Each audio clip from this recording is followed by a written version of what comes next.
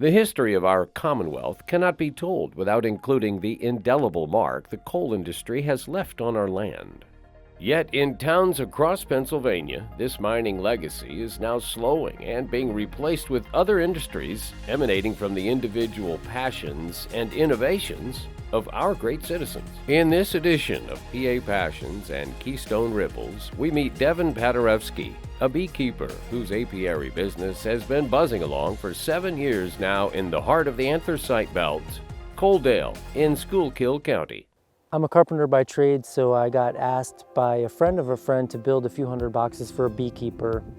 Through that experience, I got to meet the beekeeper and work for him, and I just got stung a whole bunch, and I really loved it, and he knew that I was the right kind of, maybe say crazy person that wanted to work with stinging insects. I began working for these commercial beekeepers, and after about 6 years, I found myself working full-time, managing a commercial migratory apiary with 1,000 production colonies and 1,000 mating nucleus colonies, a few employees, and I realized how lucrative that was, and the bees were thriving. Gave me the confidence to kind of take those skills, bring it home, and try to take the bees I had back in Pennsylvania and make a go of it. And at the same time, I was lucky enough to meet and work for this research entomologist, Dr. Robin Underwood at Penn State University. I'm kind of like a wannabe scientist, naturalist. A lot of beekeepers are, even historically.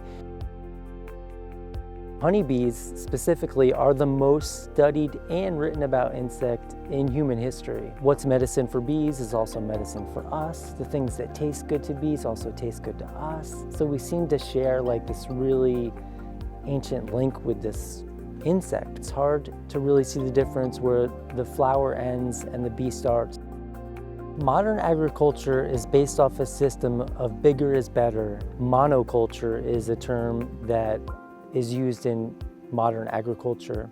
Monoculture is going directly against how honeybees work. Honeybees, to be successful, need a diverse diet and diverse forage, and a big part of what I've been able to have a small success in Pennsylvania, the first several years, was just moving the bees around. The thing that I realized probably after the fact was the bees were thriving in places where they were most farthest away from these monoculture events. The success or failure of a colony is almost always attributed to the queen bee. I would think she's of the utmost importance for the health of the colony overall. The bees are very altruistic. The hive mind is like one for all and all for one. Yeah, I've most definitely been able to witness the hive mind behavior as I would say it pertains to human beings. And from what I see, human beings kind of, as a society, are at our best when things get to be at their worst. In times of natural disaster, wars, which is really an awesome thing in my opinion about our species. It would be great if we maybe could be more like the bees, where we keep this going as a society, even when times are good, to share resources, divide labor, and work more as a whole family. My name is Devon Paderewski, and I'm passionate about honeybees.